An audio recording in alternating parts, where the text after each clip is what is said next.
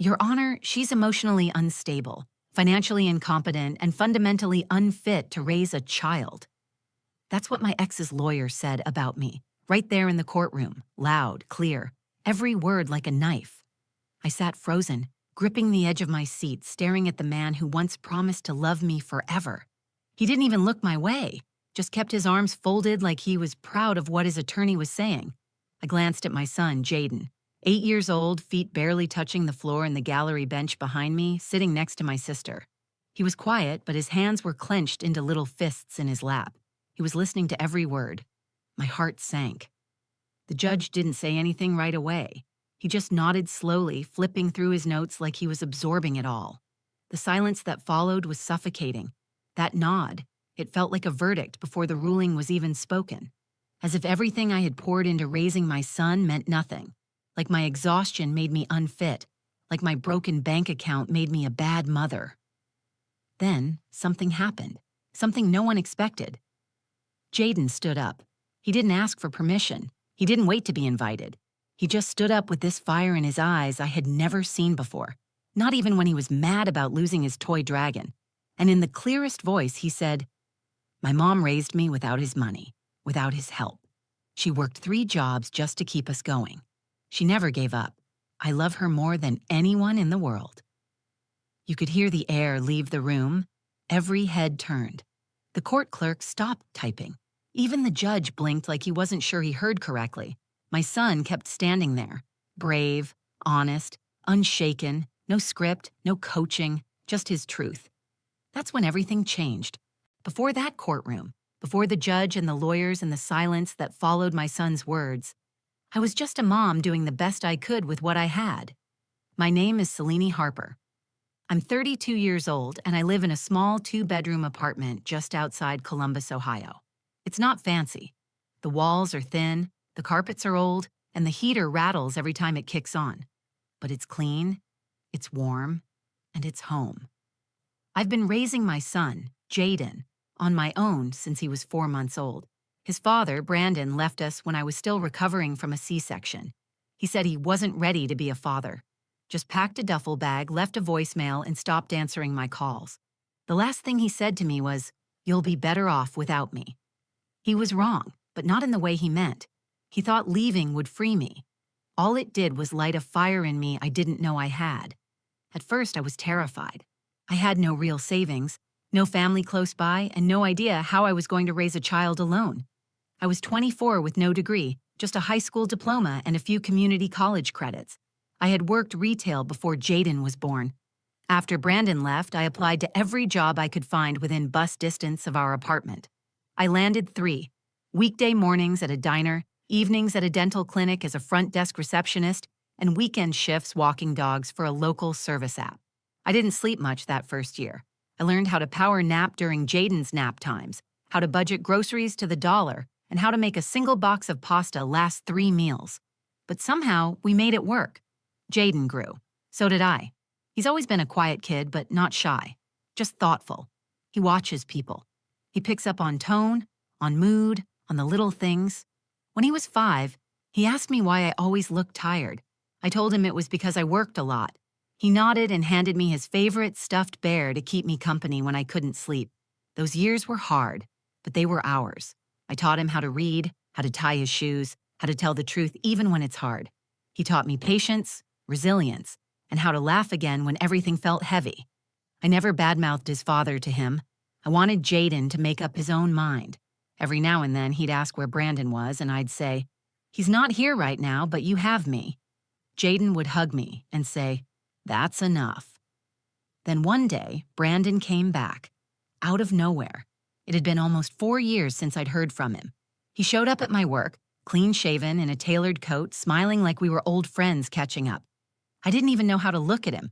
He said he wanted to reconnect. Not with me, with Jaden. He said he'd matured, that he was engaged now, that his fiancée wanted to meet her future stepson. I didn't trust a word of it. Not after the years of silence, not after I had begged him for formula money and gotten nothing but blocked numbers. But I didn't want to be unfair either. I told him he could write Jaden a letter, and we'd go from there. The next thing I got wasn't a letter. It was a custody petition. full of legal jargon and accusations. Brandon was suing for partial custody, claiming I was emotionally unstable and financially unfit to raise our son alone.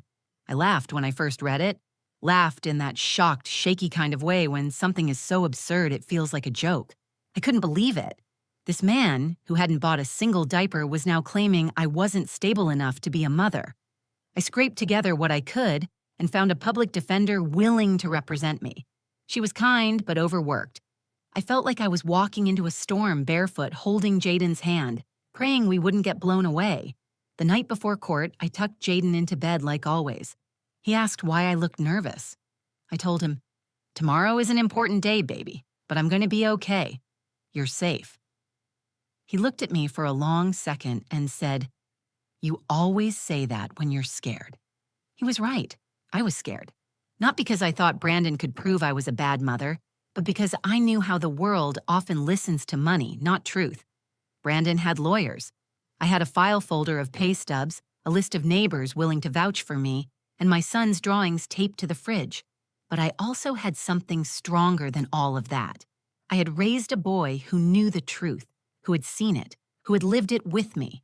And the next day, he proved it in front of everyone. The courtroom was colder than I expected. Not just the air, but the energy. Pale walls, polished wood, stiff chairs that didn't allow for much comfort. It was the kind of place that made you sit straighter, speak softer, and question your own confidence before you ever opened your mouth.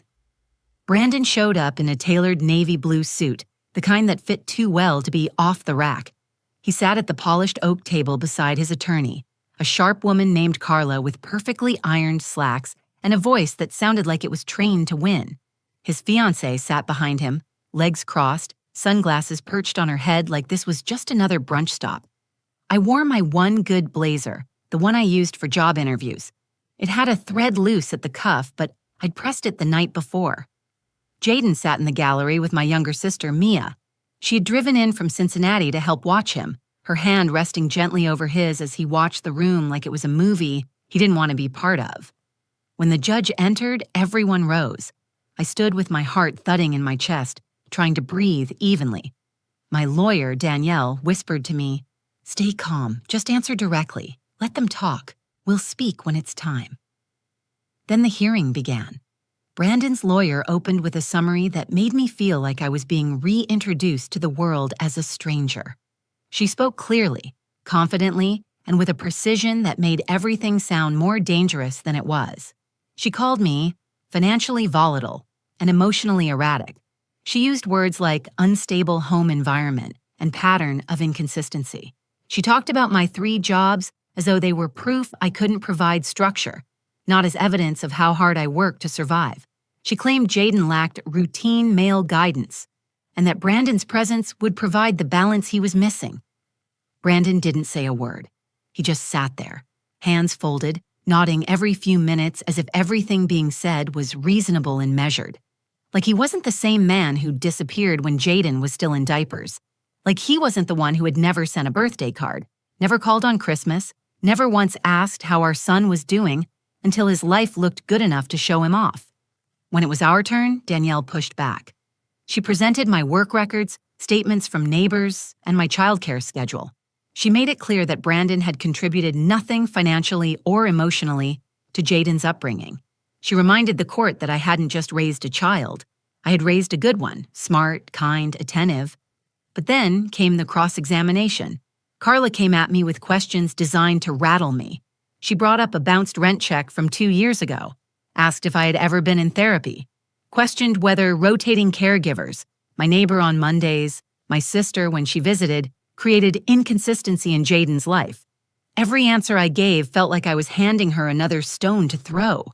Then she leaned forward and asked, "Ms. Harper, would you describe your emotional state over the past 8 years as stable?" I felt the words freeze in my throat. What did that even mean? Was I stable when I cried in my car between shifts? Was I unstable for feeling overwhelmed sometimes? Was I less of a mother because I broke down at night when Jaden couldn't see? "I've done what I needed to do to keep my son safe, fed, and loved," I said. "If that's not stability, I don't know what is." Carla looked down, scribbled something in her notepad, and said nothing. But I could feel it. the weight of doubt filling the room. The judge sat quietly taking notes. He didn't smile, didn't frown, just observed, and that terrified me more than anything. The final blow came when Carla delivered her closing statement. "Your Honor," she said, standing tall in her gray pantsuit, "we're not here to argue whether Ms. Harper loves her child. That much is clear. But love does not substitute for stability, for structure, for long-term planning. Mr. LeClaire is prepared to offer a consistent two-parent household, financial security, and legal resources to support Jaden's growth. Ms. Harper, though well-intentioned, is emotionally unstable, financially incompetent, and fundamentally unfit to raise a child." She turned toward me as she said it, slowly, deliberately. I didn't cry. I wanted to, but I didn't. I looked at the judge. He was nodding as she spoke, not in agreement necessarily, but in consideration. He was weighing it, turning it over in his head. I could feel the future hanging in that silence. Then I heard the chair behind me move, a soft scrape of wood on tile. Jaden stood up. Not because anyone asked him to, not because he was told to speak. He just did, and in that moment, everything else stopped. That night after court, I couldn't sleep. I had tucked Jaden into bed around 9. He asked for a second bedtime story, something he rarely did on a school night. I knew it wasn't about the story. He just didn't want me to leave, so I stayed. I read Where the Wild Things Are and kissed his forehead when he finally drifted off. Then I went back to the kitchen and sat at the table with my head in my hands. The words from earlier wouldn't stop circling in my head.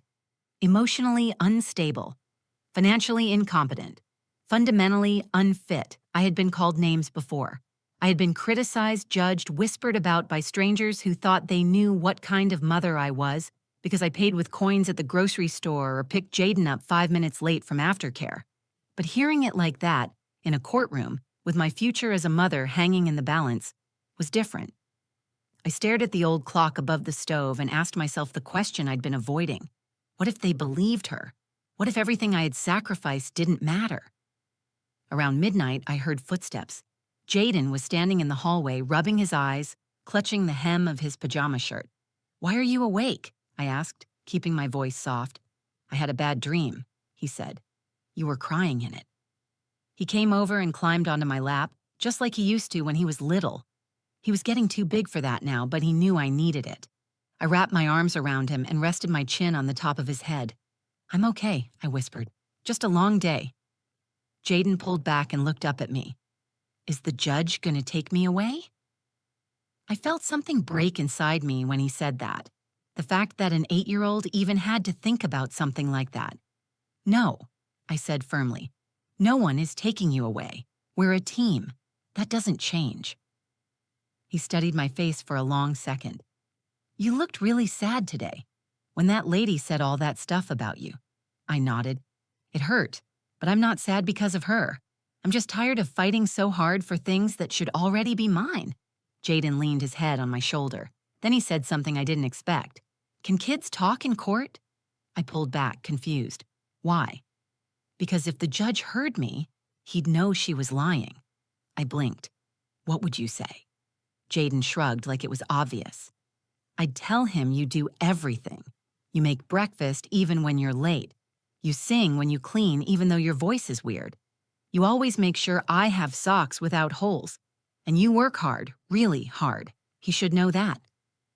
I couldn't speak for a second. My throat was too tight. "I don't think the judge can let kids talk," I said carefully. "But you just telling me that means more than anything." Jaden sat up a little straighter. If I had a chance, I'd say it. He meant it. I saw it in his eyes. Not just love, not just loyalty.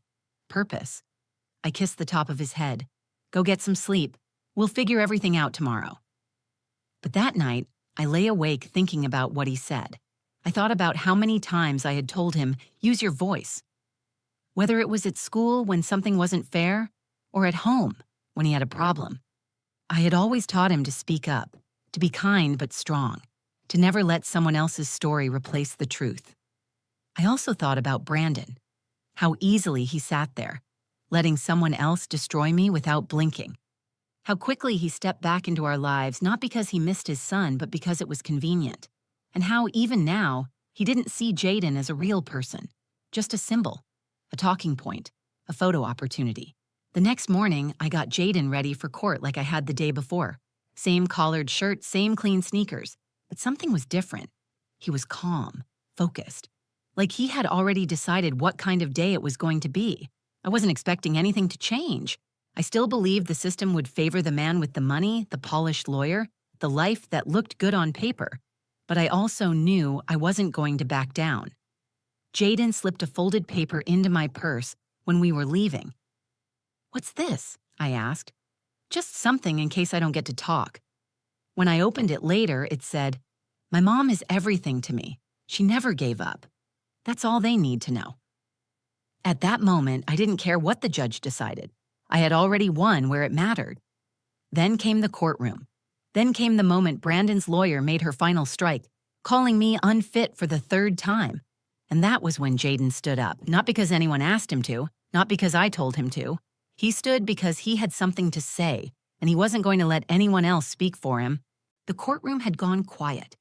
Not just the kind of quiet where people stop talking, but the kind that feels heavy, like the walls themselves are listening. Brandon's lawyer had just delivered her final blow. She stood tall, arms folded, her words echoing through the space like they belonged to some absolute truth.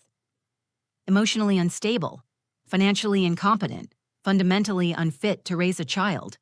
She paused for effect, letting the accusation hang there like a sentence.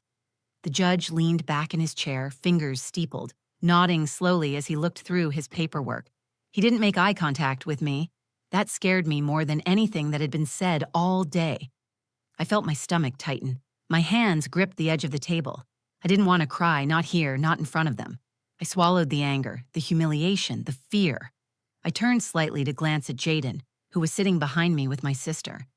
He had been quiet all morning, eyes fixed on the floor, legs swinging under the bench. But now he stood up. No one asked him to. No one even noticed at first. He just rose from the bench like he had decided something, like he couldn't stay silent any longer. "I want to say something." The judge looked up. Brandon's attorney turned her head, confused. I froze.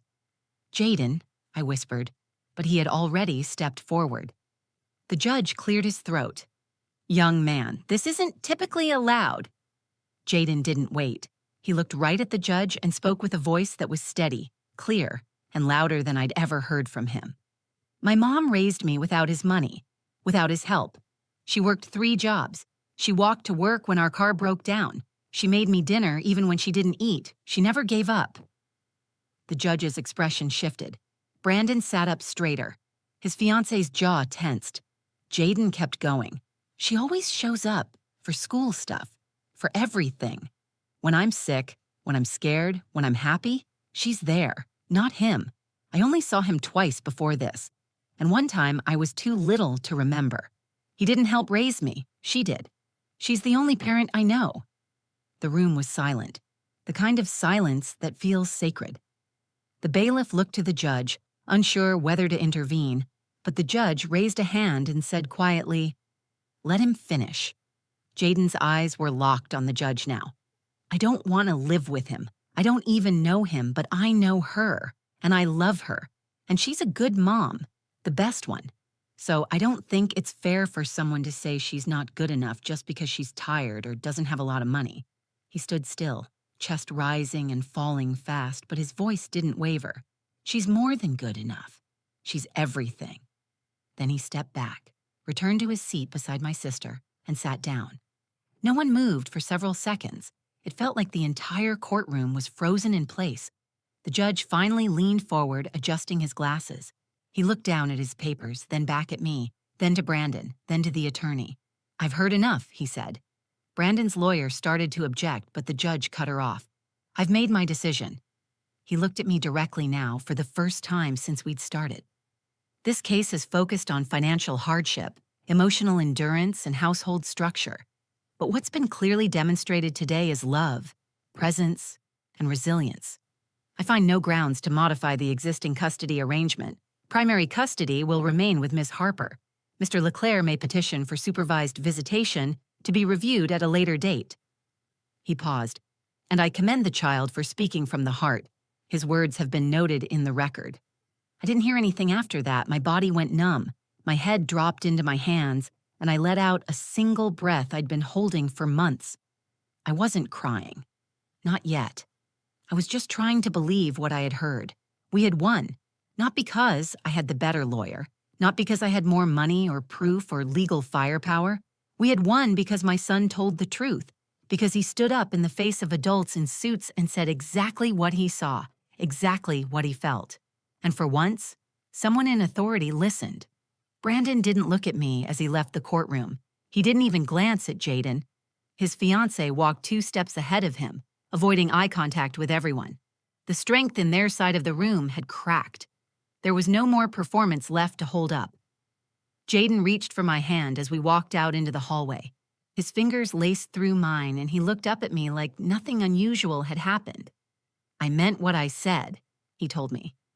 I knelt down to his level, cupped his face in my hands, and said, "I know you did, and you saved us."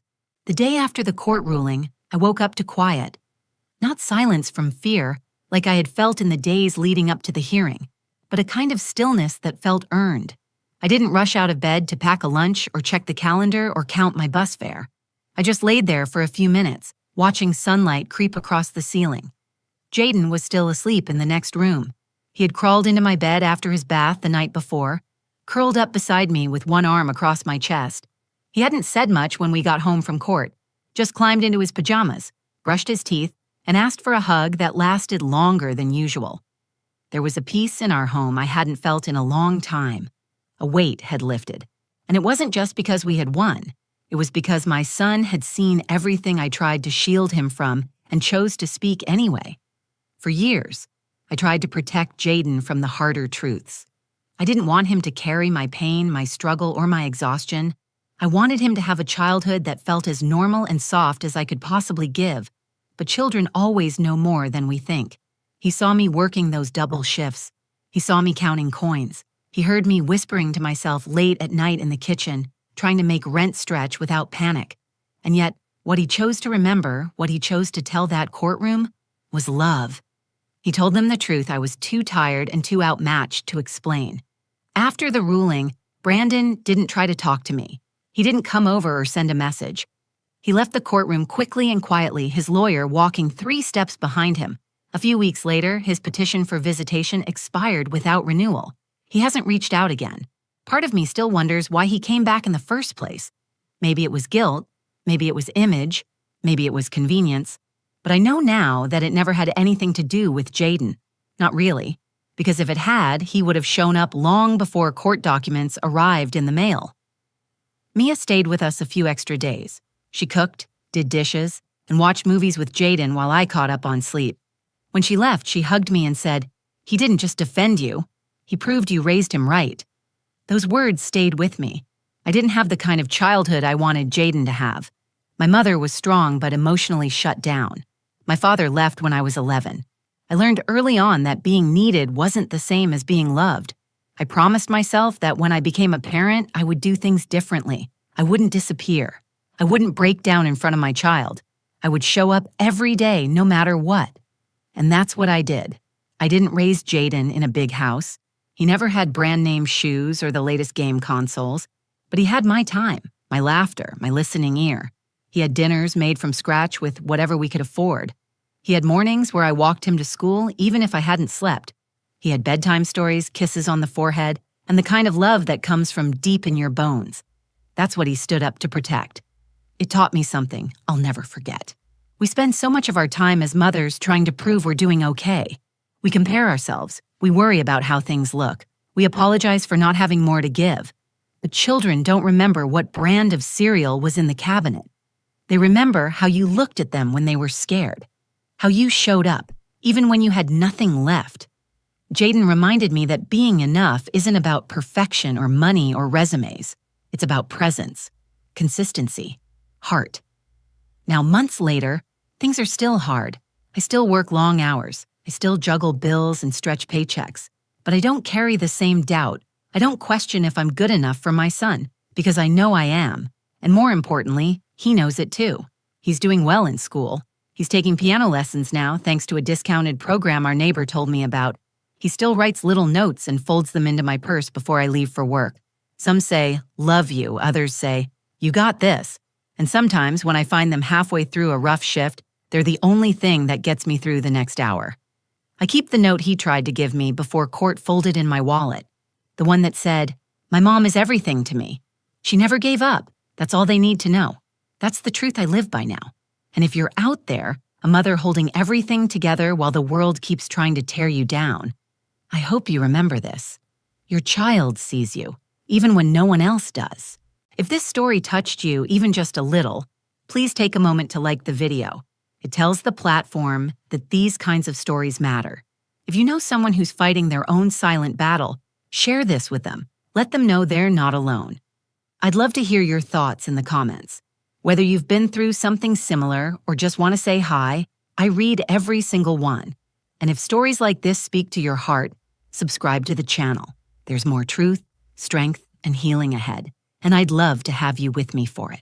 Thank you for watching, and remember, your voice, your story, your love, it matters more than you think.